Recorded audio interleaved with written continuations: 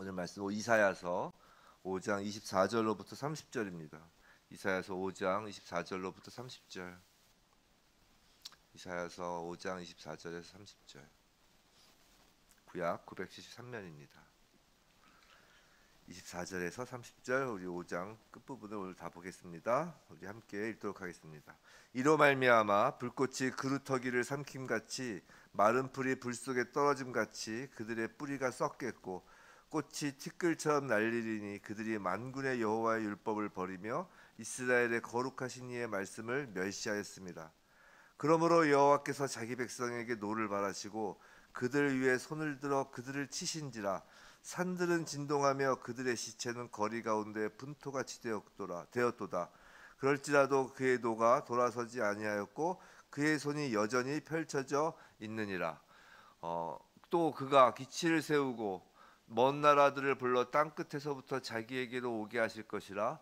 보라, 그들이 빨리 달려올 것이로되 그 중에 곰핍하여 넘어지는 자도 없을 것이며 조는 자도 자는 자도 없을 것이며 그들의 허리띠는 풀리지 아니하며 그들의 들매끈은 끊어지지 아니하며 그들의 화살은 날카롭고 모든 활은 당겨졌으며 그들의 발굽은 부싯돌 같고 병거 막히는 회오리 바람 같을 것이며 그들의 부르짖음은 암사자 같을 것이요 그들의 소리 지름은 어린 사자들과 같을 것이라. 그들이 부르짖으며 먹이를 움켜가 버려도 건질 자가 없으리로다. 그날에 그들이 바다 물결 소리같이 백성을 향하여 부르짖으리니 사람이 그 땅을 바라보면 흑암과 고난이 있고 빛은 구름에 가려서 어두우리라. 아멘. 오늘 하나님의 신실하심을 믿는가라는 제목으로 이사야서 5장 24절로부터 30절 말씀을 봤는데, 정말 우리가 우리의 삶 속에서 하나님께서 우리와 함께 하심으로 우리가 어떠한 상황에서도 하나님의 그 신실하심을 믿는 것이 저희의 그 삶의 모습이 되기를 주님의 이름으로 축원합니다. 우리 한 이틀 쉬었습니다. 아침 예배를. 공교롭게도 화요일 날 새벽 예배 때 눈 오면은 쉬겠습니다라고 했는데 엔간하면 눈 오면 오겠습니다 하고 눈이 많이 오면 쉬겠다고 했는데 그 말이 끝나자마자 그 다음 날부터 서울은 110몇 년 만에 11월 달에 폭설이랬는데 눈이 많이 왔어요. 그래서 이제 수요일 목요일 어제 그제를 좀 쉬었습니다. 그리고 이제 오늘 하고 이제 주일 예배하고 이제 다음 주 월요일 또 하겠습니다. 눈이 많이 오면 이제 자동차로 이제 새벽에 이제 운전하는데 좀 위험합니다. 양해해 주시기 바랍니다. 자, 하나님은 이제 오늘 말씀, 오늘 본문을 통해서 이제 이사야를 통해서 이제 유다를 심판하실 내용을 지금 말씀하시는 거예요. 24절, 25절에서 이제 하나님의 그 심판이 얼마나 철저한지를 우리는 이제 보는 것이에요. 불꽃이 그루터기를 삼키고 뿌리까지도 썩어버리게 하는 것이죠. 산들은 진동하고 죽은 시체가 얼마나 많은지 장례도 치르지 못하고 거리에 나뒹굴게 되는 것입니다. 여기서 이제 동사의 시제가 완료형이지만 이건 모두 이제 앞으로 아수르, 바벨론에 의해서 이루어질 하나님 심판의 모습이죠. 그런데 동사의 시제는 이미 이루어진 것처럼 완료형을 써요. 이런 완료형은 이제 확신의 완료형이라고 하죠. 반드시 그런 일이 일어날 것이다. 하나님께서 말씀하신 건 반드시 일어나기 때문에, 반드시 이루어지기 때문에 하나님의 말씀이 확실한 것을 이렇게 완료형을 쓰는 것이에요. 그리고 그 일은 실제로 역사 속에서 일어났죠. 오늘 보면 26절부터 30절까지 해서 말씀이 바로 그 아수르, 바벨론에 의하여 그 황폐하여질 그 이스라엘을 이제 이사야의 예언을 통해 이제 보여주고 있는 것이에요. 자, 26절에서 그런데 보시면 또 그가 기치를 세우시고 먼 나라들을 불러 땅 끝에서부터 자기애로 오게 하실 것이라 이렇게 얘기하죠. 지금 무슨 말이에요? 불렀다는 것이에요. 즉 아수르나 바벨론 같은 나라들의 이스라엘 침공 배후에는 하나님이 그 먼 나라에 있는 그 먼 나라가 이제 아수르 바벨론이잖아요. 그들을 불렀다는 것이죠. 그 침공의 배후에는 하나님의 섭리와 경륜이 있다라는 것을 지금 먼저 이야기하는 거라고요. 우리 일반적으로 그 세상의 역사가들은 그 아수르나 바벨론의 그 이스라엘 침공을 이제 아수르 바벨론 그 제국의 그 팽창 정책에서 이제 비롯된 것으로 보죠. 이건 사실입니다. 역사적 사실이죠. 그 당시에 정치 또 외교적 역학관계도 분명히 있었을 것이라고요. 우리가 학창 시절 역사를 배우잖아요. 뭐 한국사도 배우고 세계사를 배우다 보면 정말 세상의 역사는 그 눈에 보이는 세상의 역사는 그 몇몇 권력자들이나 강대국들의 그 힘의 논리에 의해서 결정되고 이루어지는 것으로 이제 배웁니다. 그게 사실이고요. 지금 세계의 역사를 봐도 그렇죠. 뭐 트럼프가 당선되면 어떠느니, 뭐 해리스가 당선되면 어떠느니 막 그러면서 막 그 한두 명의 그 권력자들, 뭐 푸틴이 어떠느니, 시진핑이 어떠느니, 뭐 우리나라도 뭐 마찬가지로 뭐 지금 대통령이 어떠느니, 뭐 해서 몇몇의 권력자들 그리고에 의해 그 국가의 운명이 결정되는 것처럼 보이고 또 그 각 국가들의 그 강대국들과 그 여러 나라들의 역학관계로 역사가 결정되고 이루어지는 것처럼 보인다는 것이죠. 그러나 오늘 26절 말씀은 이는 세상 역사의 그 표면적인 측면일 뿐이고 사실은 그들의 배후에서 역사하시는 하나님의 섭리와 경륜이 있다라는 것이에요. 그것에 의하여 하나님의 섭리와 경륜에 의하여 결정되고 이루어진다는 것이에요. 아수르나 바벨론이 침공한 것은 하나님께서 26절에서 말씀하신 것처럼 불러서 이루어진 일이라는 것이죠. 아수르나 바벨론이 이스라엘을 점령하기 공략하기 이전부터 하나님은 그 아수르 바벨론이라는 그 먼 나라들을 일으키시고 힘을 갖게 하신 것은 이스라엘을 심판하시기 위한 하나님의 준비였다는 것이에요. 여기서 우린 이 세상을 살면서 몇 가지 오늘 좀 교훈을 배우겠는데요. 성도로서 갖지 말아야 할 생각 하나를 먼저 말씀을 드릴게요. 그건 양비론적으로 생각하는 것을 버려야 합니다. 무슨 말이냐면 이런 거예요. 생각해 보세요. 유다가 아무리 타락하였다고 해도 아수르나 바벨론의 타락에 비교할 수 있겠습니까? 아수르는 당시 역사에 의하면 잔인하게 그지없던 민족이죠. 바벨론은 그 나라 지역 자체가 타락의 대명사잖아요. 그럼 이스라엘 입장에서는 하나님의 그 자신들에 대한 하나님께서 이스라엘에 대한 그 심판에 관해서 이렇게 생각할 수 있지 않겠어요? 쟤네들은요? 그렇잖아요. 왜 저 나라 족속은 그냥 놔두시고 아니 놔두시는 것 정도가 아니라 아수르 바벨론 저렇게 제국이 되도록 저토록 부강하게 하시고 오히려 사실 저들에 비하면 좀 적게 타락하였다고 보는 우리 이스라엘은 이토록 가혹하게 대하실 수 있느냐라는 생각을 하게 된다는 것이에요. 근데 이런 생각은 하나님이 주시는 생각이 아니라 세상의 생각이라는 거예요. 세상의 생각. 세상의 생각이라는 말은 악한 생각이라는 거예요. 우리 이처럼 쟤네들은요, 저 사람은요 라는 말을 세상 속에서 자주 듣습니다. 예를 들면 정치인들에게서 그런 말을 자주 어렵지 않게 듣죠. 정치하는 분들한테. 예를 들어 어떤 정치인이 뇌물을 받았다. 막 사회적 지탄을 받을 위기에 처하면 이제 어떻게 하나요? 그 정치인은 이제 자신을 공격하는 상대편 정치 세력의 이제 다른 잘못, 다른 죄책을 막 끄집어내서 막 꺼내 듭니다. 그리고 너도 이런 잘못을 저질렀잖아라고 하면서 이제 문제의 본질을 막 흐리죠. 정치의 하나의 기법입니다. 정치의 기법이라기보다 뭐하지만 여하튼 결국 그래서 어떻게 해요? 목소리가 더 큰 사람, 더 많은 군중을 모으는 사람이 자신의 잘못을 흐지부지하는 데 성공하는 것이죠. 이런 것을 양비론이라고 하는 거예요. 본질을 흐리는 것이죠. 근데 이런 양비론은 참으로 악한 것이에요. 이게 자신의 잘못을 덮기 위해서 상대방의 잘못을 꺼내드는 것을 그 상대방의 잘못을 지적하는 것을 자기만 정의라고 하는 것이죠. 그걸 정의로 둔갑하죠. 그 무엇보다 이 자신의 잘못을 인정할 기회마저 날려버리는 것이에요. 이 양비론이 악한 것은 이것이 비열하고 진리를 왜곡하는 수법이기 때문만이 아니라 특히 성도에게 양비론이란 하나님의 섭리와 경륜을 무시하는 것이고 하나님의 자녀답게 성장하기 위한 회개를 할 기회를 버리는 꼴이 되기 때문에 악한 거라고요.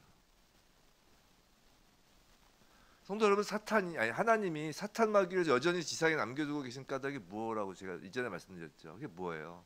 그건 하나님의 자녀들을 양육하기 위한 도구로서 놔두신 것이라고요. 욥기의 주제가 그거잖아요. 사단이 욥을 둘러싸고 있던 재물, 자녀, 지위, 건강 등 세상의 울타리를 모두 걷어가는 것을 놔두심으로 결국 욥은 하나님의 창조 섭리와 경륜을 보게 되는 것이라고요. 울타리에 갇혀서는 하나님의 섭리와 그 경륜을 보지 못한다고요. 그래서 치워버리시는 거라고요. 사단을 도구 삼아서. 욥이 그 욥기 보시면 욥이 언제 제 친구들한테 야 너희들 잘못하면 그럼 얘기해보자 이렇게 했나요? 욥이 그러지 않았어요. 욥이 참 의인은 의인이었던 거예요. 그 세 친구들이 그렇게 욥을 막 정죄하고 네 죄를 네가 알렸다 막 그러는데 욥은 난 죄가 없어, 난 아무리 생각해봐도 없어. 자신의 무지함을 막 고통스러워하고 하나님을 보지 못하는 것을 고통스러워하지, 그렇게 이야기하는 제 친구들한테 이리 와봐 너희들 잘못 뭐가 있는지 한번 따져보자 이런 얘기는 없다고요. 양비로는 안 한다고요.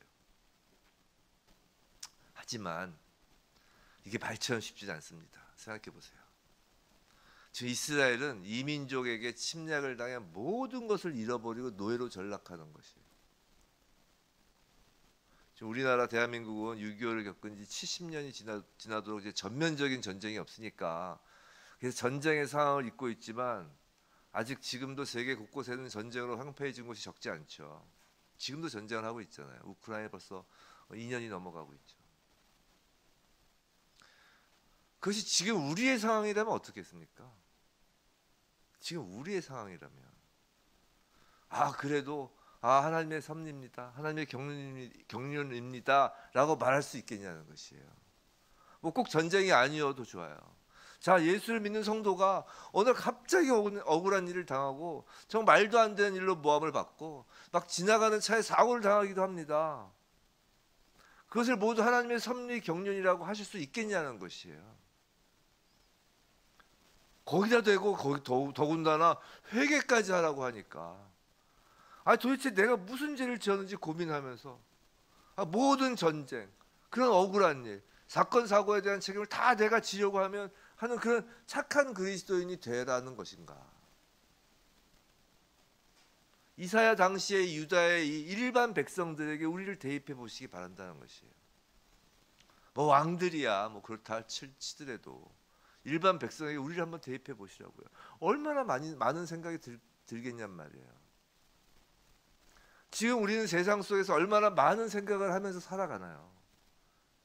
양비론으로 누군가를 탓하기도 하고, 나를 괴롭히는 상대가 있다면 그들을 적대시하기도 하고, 또한 내 죄를 막 찾아가면서 정말 막 내 가슴을 후벼파면서 책임감에 죄책감에 가슴을 치기도 한다고요. 어떤 때는 하나님을 원망도 한다고요.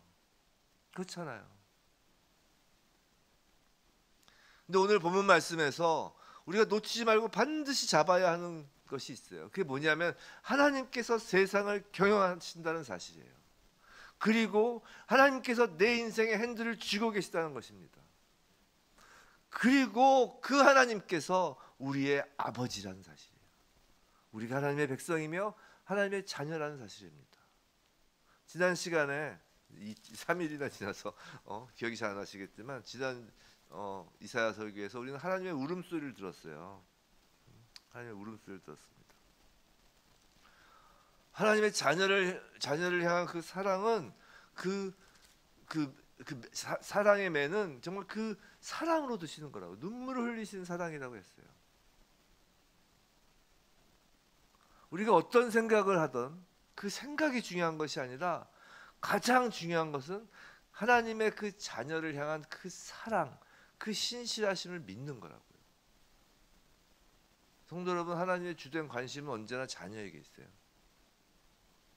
중요한 것은 하나님과 나와의 관계가 아버지와 자녀의 관계로서 끊을 수 없는 관계라는 사실입니다. 성도 여러분, 다른 사람이 나보다 더한 죄를 지었는지 아니냐도 중요하지 않은 거예요. 아수르가 바벨론이, 생각해보세요. 바벨론이 남유다를 멸망시킬 때 바벨론이 그러면 아주 의로웠어요? 아니잖아요. 근데 바벨론이 나보다 더 죄가 많으냐 아니냐, 그게 중요한 게 아니라고요. 또 솔직히 내가 나의 죄를 깨닫고 회개하는 거, 그건 중요하죠. 근데 그게 1순위로 중요한 게 아니라는 거예요. 우리가 이 세상을 살아가면서 정말 가장 중요한 것은 하나님의 신실하심을 믿는 것입니다. 그리고 그 하나님이 우리 아버지라는 사실이에요. 어떤 억울함도, 어떤 사건 사고도, 하물며 전쟁 한복판을 걸어간다고 해도 하나님의 신실하심을 믿는 그 하나님의 아버지의 자녀로서의 그 믿음으로 그 모든 상황과 문제를 견디는 거예요. 이것이 아브라함이 이삭을 칼로 내리치려고 하였을 때의 믿음입니다. 이 믿음을 두고 하나님께서 아브라함을 향해서 뭐라고 하셨죠? 이제 네가 나를 경외하는구나. 그걸 하나님의 경외한다고 하신 거예요. 전적 하나님의 그 신실하심에 대한 신뢰, 그 믿음, 그것이 회개보다 더 중요해요. 사실. 회개가 중요하지 않다는 얘기는 아니에요. 오해하지 마세요. 회개 매우 중요하죠. 예수께서도 회개하라 천국이 가까이 왔느니라라고 하시니까요. 근데 그 회개도 전제가 뭐예요? 하나님의 신실하심에 대한 믿음이 전제가 되는 거예요. 성도 여러분, 남 탓하지 마시고 또 내 탓 너무 하지 마세요. 어차피 우린 죄인이었어요. 어차피 흙이었다고요. 내 탓해서 막 들어가 봐야 먼지밖에 안 남아요. 남 탓, 내 탓. 또 거의 그러니까 이제 하나님 탓까지 하는 것입니다. 내 탓하다가 남 탓하고 내 탓하다가 이제 더 이상 내 탓하는 게 이제 힘들면 이제 하나님 탓을 하는 것이에요. 그런 하나님 탓이 아니라 오직 하나님의 신실하심을 믿는 믿음으로 우리는 이 땅에서 하나님 나라의 백성으로 하나님의 자녀로서 샬롬 평강을 누리며 살아가는 것입니다. 부디 어떤 상황, 어떤 문제가 발생한다고 하여도 그 모든 상황 문제를 받아들이고 지나가면서도 그 문제에 집중하는 것이 아니라 그 문제 뒤편에 계신 하나님의 신실하심을 믿음으로 정말 신앙을 잃지 않고 이 땅에서의 경주를 훌륭하게 마치는 그리스도인으로 남아있길 주님의 이름으로 축원합니다.